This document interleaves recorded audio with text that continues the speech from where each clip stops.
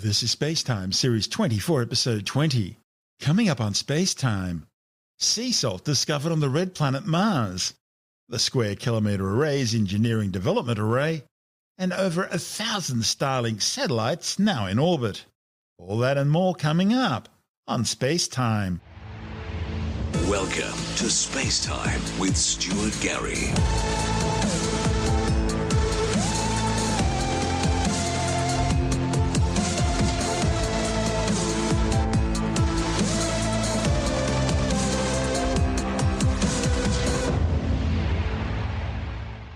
The European Space Agency has discovered sea salt high in the Martian atmosphere. The sea salt, also known as hydrogen chloride, was found embedded in dust lofted up from the red planet's surface. The findings were made by the ExoMars Trace Gas Orbiter spacecraft, which is jointly operated by ESA and the Russian Federal Space Agency Roscosmos. One of the major quests in Mars exploration is hunting for atmospheric gases that could be linked to biological and geological activity, as well as understanding how much water, essential for life as we know it, Mars once had. Not only will knowledge of Martian water reserves help scientists understand the red planet's history and how habitable it once was, but knowing where the water is today will also help future manned missions to Mars. Of course, water can be used for drinking, but it can also be split up into its components, hydrogen and oxygen. The oxygen can be used for breathing, and both the hydrogen and the oxygen, when combined, act as a rocket fuel. Two new results from ExoMars, reported in the journal Science Advances, are now unveiling an entirely new class of chemistry and providing further insights into seasonal changes in surface atmospheric conditions on Mars.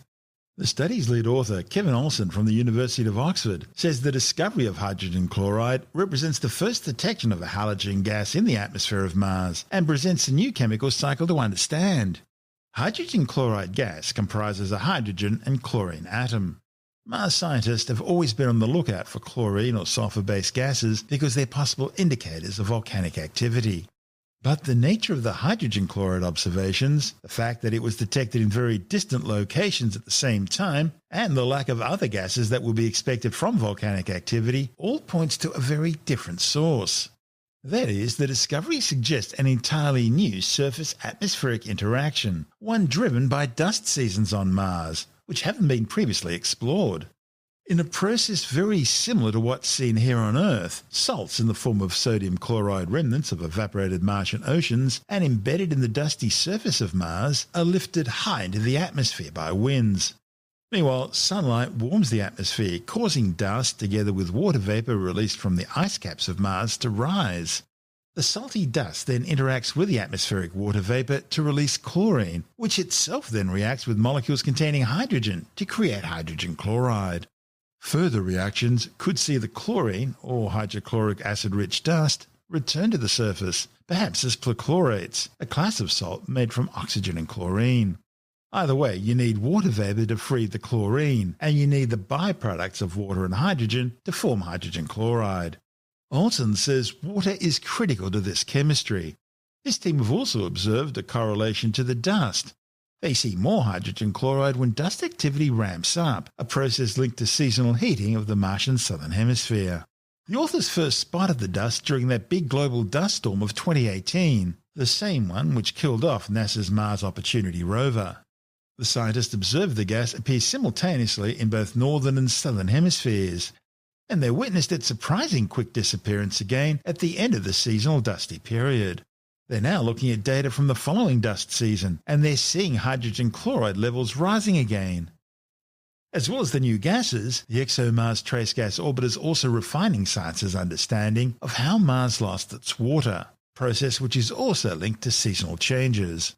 Liquid water once flowed right across the surface of Mars. There's plenty of evidence to support this. Many examples of ancient dried-out river valleys and channels. There are dried-out river deltas leading into equally dried-out lakes, and what looks like a massive ocean bed which covered much of the Martian northern hemisphere. There are even signs of things that were once seashores and beaches. Today, the water that remains on Mars is frozen, locked up in the polar ice caps, or buried underground as permafrost. But Mars is still leaking water in the form of hydrogen and oxygen escaping from the atmosphere. Understanding the interplay of both potential water-bearing reservoirs and their seasonal and long-term behaviour is key to understanding the evolution of the climate of Mars.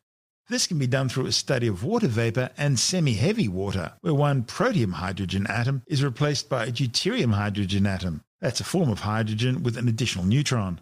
The deuterium to hydrogen ratio acts like a chronometer, a powerful metric that tells scientists about the history of water on Mars and how water loss evolved over time.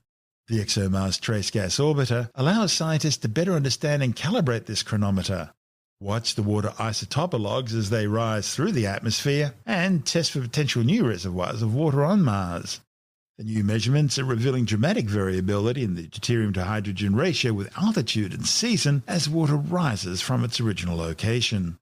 Interestingly, the data shows that once water is fully vaporized, it mostly displays a common large enrichment in semi-heavy water, and a deuterium to hydrogen ratio 6 times greater than Earth's across all reservoirs on Mars, confirming that large amounts of water have been lost over time.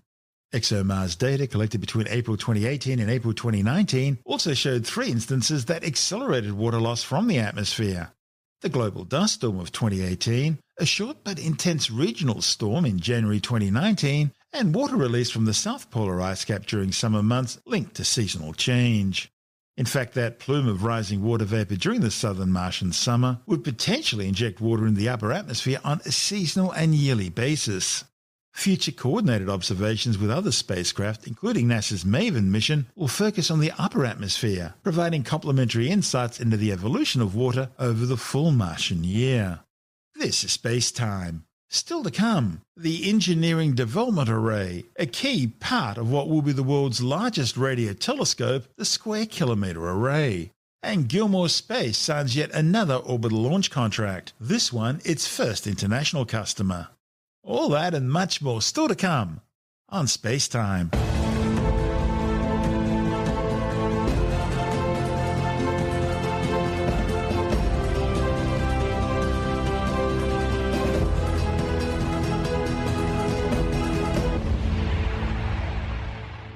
Work is starting to ramp up on the giant Square Kilometre Array project to build what will be the world's largest radio telescope stretching across outback Western Australia and Southern Africa.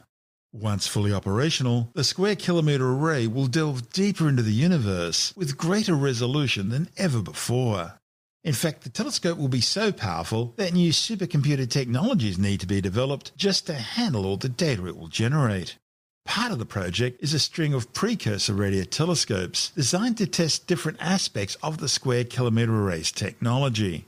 Now, here in Australia, these include ASCAP, the Australian Square Kilometre Array Pathfinder, the Murchison Wide Field Array, and there's the Engineering Development Array Radio Telescope, which was designed and built by Curtin University.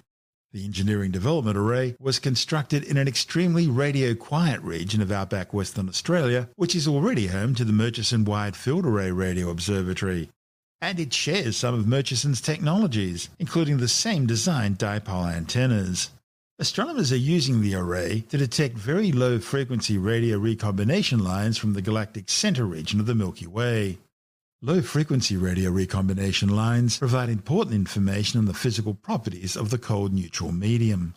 The antennas that make up the Engineering Development Array have been set up to replicate the proposed antenna layout for the Square Kilometre Array low-field nodes. The first version, known as EDA-1, didn't incorporate conversion of signal straight to fibre, but instead uses 16 regular Murchison wide-field array beamformers on the ground plane to transfer the signal data to a piece of equipment that acts like a receiver. The next stage, EDA-2, was built nearby. Like EDA-1, it's comprised of 256 new Murchison wide-field array style antennas, with modified amplifiers, all situated on a ground plane mesh. However, instead of using Murchison wide-field array beamformers, EDA-2 has 16 smart boxes, which contain front-end modules that convert the coaxial cable radio frequency signal into fibre, suitable for sending to the control building.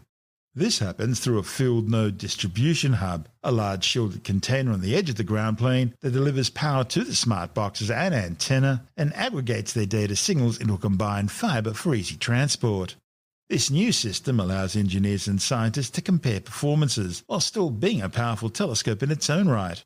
One of the project's developers, Associate Professor Randall Waith from the Curtin University node of the International Centre for Radio Astronomy Research, says the observations made possible thanks to the wide bandwidth of the prototype engineering development array are providing astronomers with a glimpse of what the SKA will ultimately be capable of once it's built. The Engineering Development Array, or EDA, is one of the telescope verification systems that we've built here at the observatory. We built the EDA as a reference and verification system for future SKA low developments. What's unusual about the EDA is that we've built it as a hybrid system. So it's partially analog beamformers and partially digital downstream. And by building it this way, we reduce the digital signal processing requirements of the system by a factor of 16. This is quite substantial in terms of the cost of computing, optical fibre and so on. So while not as fully flexible as the AAVS1 system, it still retains the full sensitivity of the station and substantially reduces the downstream signal processing and computing costs. We built the EDA out of MWA dipoles because these are a known quantity. We know their sensitivity, we know they perform in the desert, and we wanted to see how they perform in the size and configuration of an SKA low station. The SKA low is a general purpose radio telescope. It has a few really important key science cases like studying the epoch of reionisation. But like all radio telescopes, I imagine that some of the most exciting discoveries will actually come from things that we haven't imagined yet. That's Randall Waith from the Curtin University node of the International Centre for Radio Astronomy Research. And this is SpaceTime. Still to come, Gilmour Space signs another orbital launch deal, this one the first with an international company. And SpaceX has now successfully launched 1,000 Starlink satellites. All that and more still to come on SpaceTime.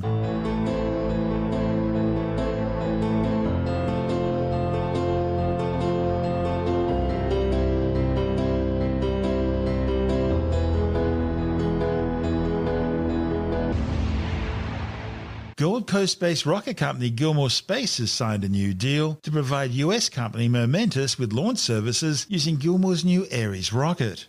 Under the agreement, Momentus will gain access to low-inclination and equatorial orbits using the Eris family of launch vehicles, while Gilmour gains access to Momentus's Vigoride water plasma propulsion technology, thereby allowing the Queensland-based company to expand its orbital flight domain for its Eris rockets. Gilmour Space has the option to book up to 3 Vigoride charter missions for orbital transfer services from Momentus over the 2023 to 2025 period, while Momentus will purchase a dedicated Eris orbital flight from an Australian launch facility. The Eris hybrid rocket propulsion launch vehicle will undertake its maiden orbital flight next year, offering liftoff capabilities of up to 300 kilograms to low inclination and sun-synchronous low Earth orbits. A more powerful variant, the Eris Heavy, should be commercially available in 2025. That'll have a payload capability of up to 2 tons. This is SpaceTime. Still to come, SpaceX successfully launches its 4th Starlink mission of the year, placing another 60 satellites into orbit and bringing the total to over 1,000 spacecraft. And later in the science report, a new strain of COVID-19 now spreading around the world from Southern California. All that and much more still to come on SpaceTime.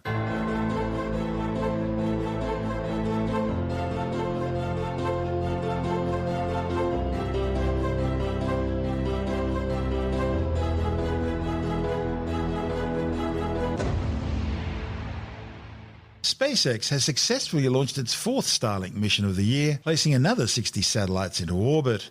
The flight aboard a Falcon 9 rocket from Space Launch Complex 40 at the Cape Canaveral Space Force Station in Florida was to have been the first of 2 SpaceX launches planned for the same day from the Cape.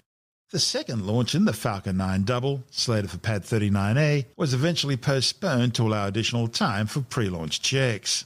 The last time 2 launches took place on the same day in that part of the Cape was the Titan Gemini 12 and Atlas Agena missions, which launched just 99 minutes apart back on November 11, 1966. That mission included a series of spacewalks by the then rookie astronaut Edwin Buzz Aldrin and a rendezvous to practice docking the Gemini 12 capsule with the Agena spacecraft. Despite some concerns about the weather at the recovery site, the Falcon 9 first stage returned safely to Earth, landing on the drone ship Of Course I Still Love You, which had been pre-positioned downrange in the North Atlantic Ocean. It was the 5th flight for the same Falcon 9 booster. It was also the 18th Starlink mission, which have now placed over 1,000 of the 240-kilogram high-speed internet broadband satellites into orbit, much to the chagrin of astronomers everywhere. This is SpaceTime.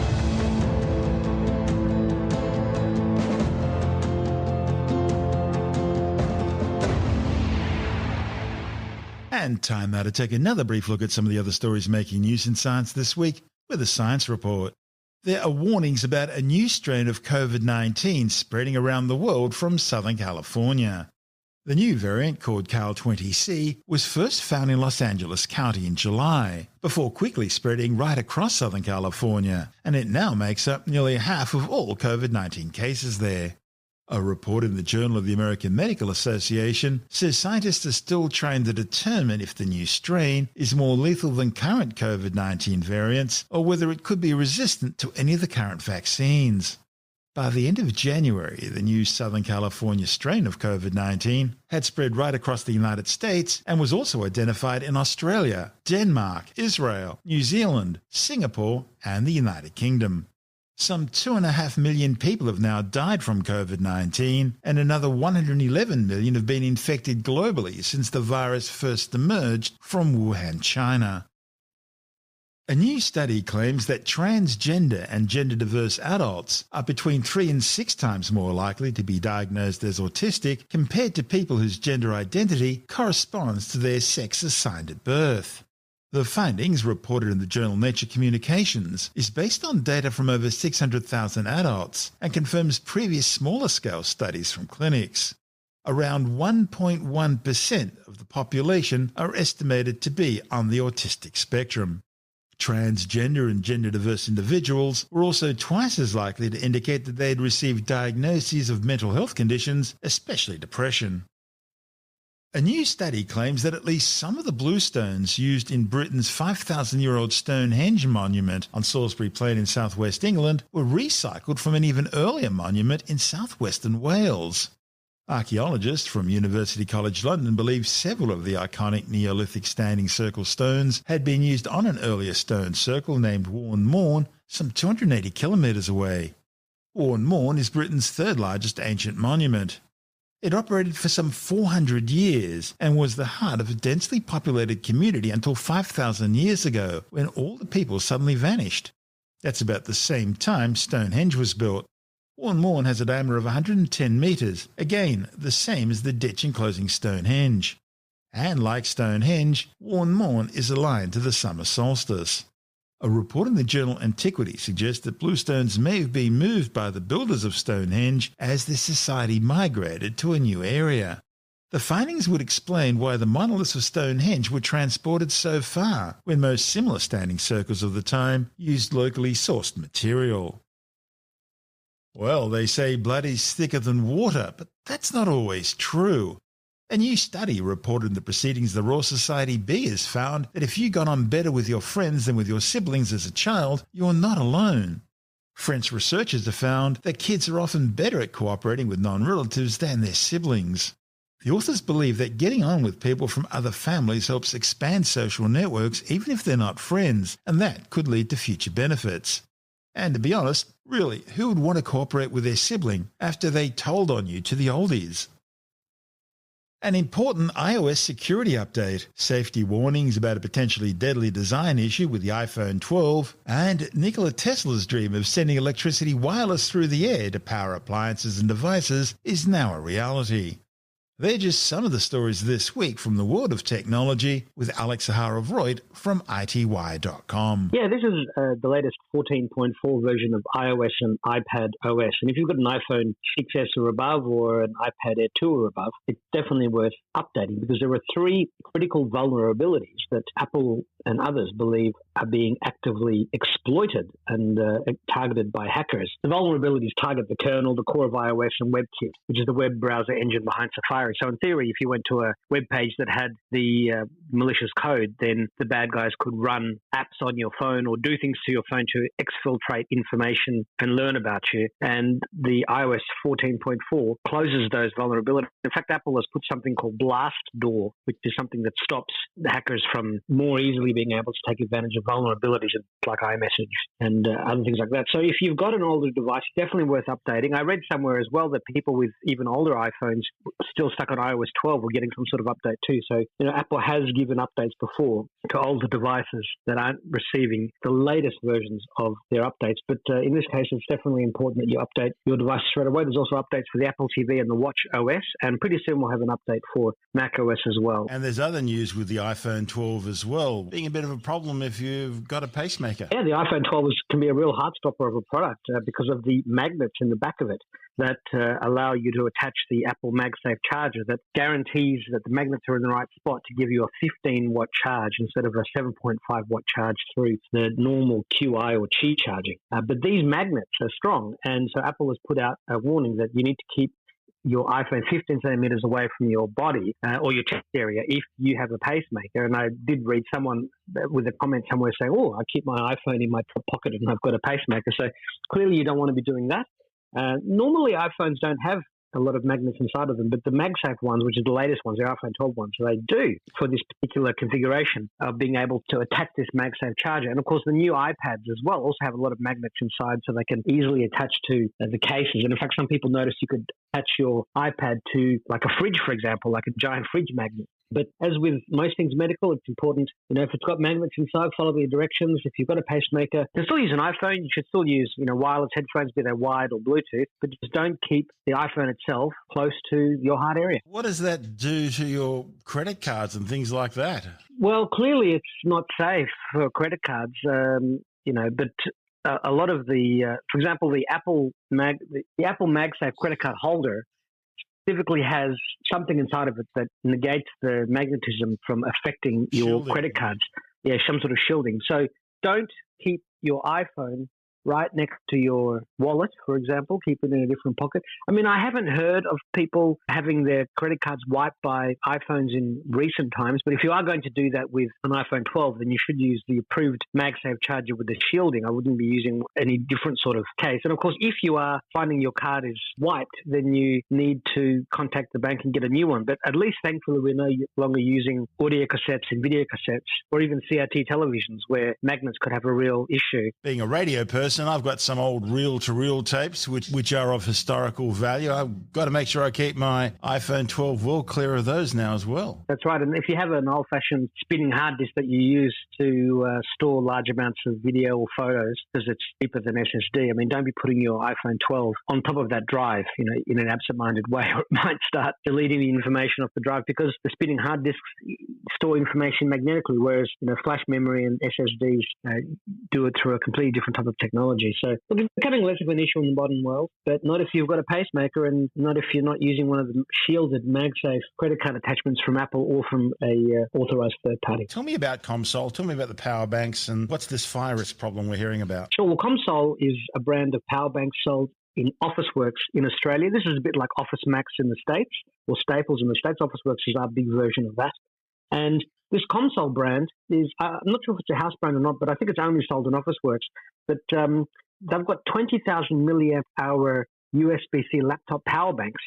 And also they've got another 20,000 milliamp hour for charging phones and similar devices, and two 10,000 milliamp hour ones. And these batteries with these larger capacities are very, very handy for charging a laptop on the go or keeping your mobile phone charged many times over. You don't have to worry about your phone running out of power anytime soon with these. But the problem, of course, is that if anything goes wrong with these sorts of batteries, or if you get a nail, for example, and hammer a nail through the back of your phone or through one of these batteries. As you do. Lithium-ion, yes, as you don't do, obviously. But, if you did that, they can explode. They can catch fire because the chemicals inside of lithium-ion batteries, when they are exposed to air or come into contact with each other, they can be flammable. Now, this was a huge problem in aircraft for a while there, where people carrying lithium batteries in their luggage wound up setting planes on fire. That's right. Well, we saw this with the Samsung Galaxy Note 7, where these phones were spontaneously catching fire because there was a fault in the production of the battery. And now on a plane, I mean, not too many of us are flying at the moment, but you're not allowed to have lithium-ion batteries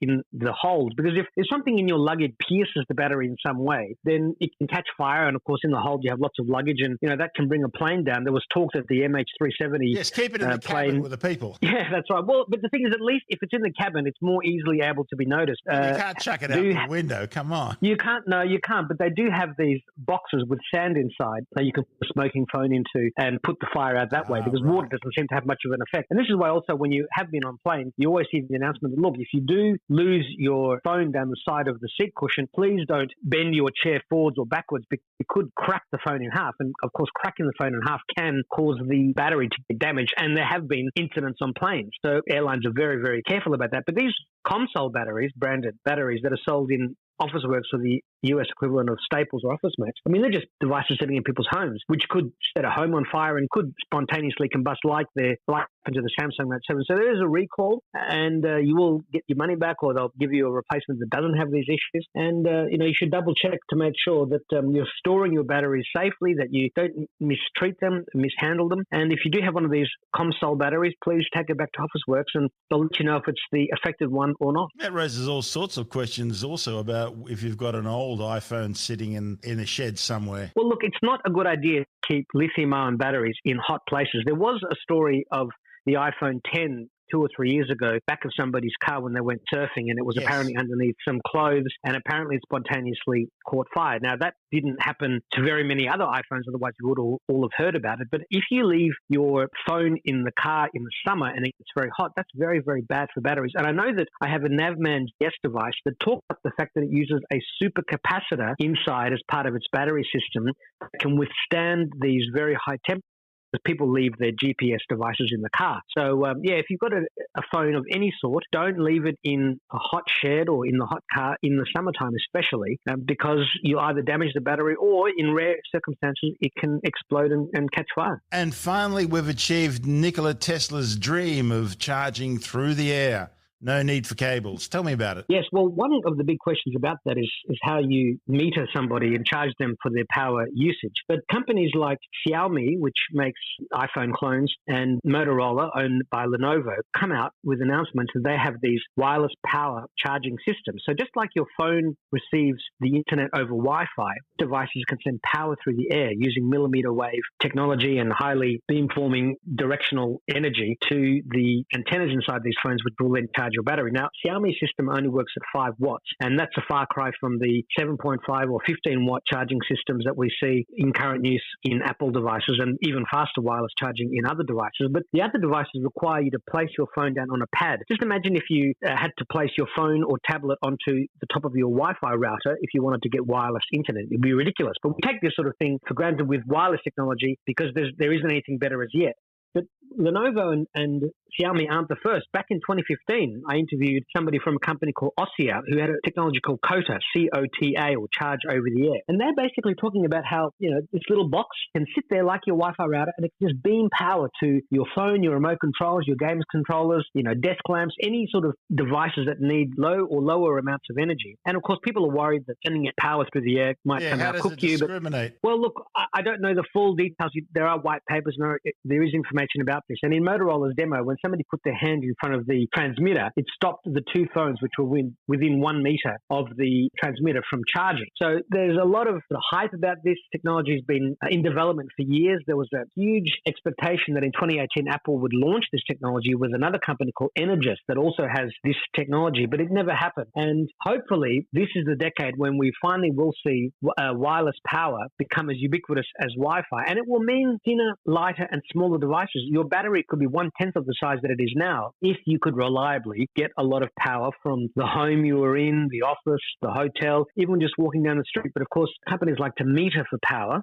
And at the moment, these claims from Xiaomi, for example, that wireless technology is no longer science fiction but a science fact. It's true that it could still be a decade before it's properly commercialized. That's Alex Zaharov-Reutt from ITWire.com.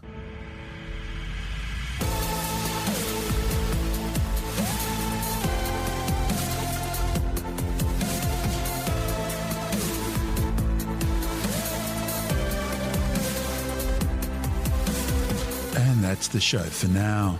SpaceTime is available every Monday, Wednesday and Friday through Apple Podcasts, iTunes, Stitcher, Google Podcast, Pocket Casts, Spotify, Acast, Amazon Music, Bytes.com, SoundCloud, YouTube, your favourite podcast download provider, and from SpaceTimeWithStuartGarry.com. SpaceTime's also broadcast through the National Science Foundation on Science Zone Radio and on both iHeartRadio and TuneIn Radio. And you can help to support our show by visiting the SpaceTime store for a range of promotional merchandising goodies, or by becoming a SpaceTime patron, which gives you access to triple-episode commercial-free versions of the show, as well as lots of bonus audio content which doesn't go to air, access to our exclusive Facebook group, and other rewards. Just go to SpaceTimeWithStuartGarry.com for full details. And if you want more space time, please check out our blog, where you'll find all the stuff we couldn't fit in the show, as well as heaps of images, news stories, loads of videos, and things on the web I find interesting or amusing. Just go to spacetimeWithStuartGarry.tumblr.com. That's all one word, and that's Tumblr without the E. You can also follow us through @StuartGarry on Twitter, @SpaceTimeWithStuartGarry on Instagram, through our SpaceTime YouTube channel, and on Facebook, just go to facebook.com/SpaceTime with Stuart Gary. And SpaceTime is brought to you in collaboration with Australian Sky and Telescope magazine, your window on the universe. You've been listening to SpaceTime with Stuart Gary. This has been another quality podcast production from Bytes.com.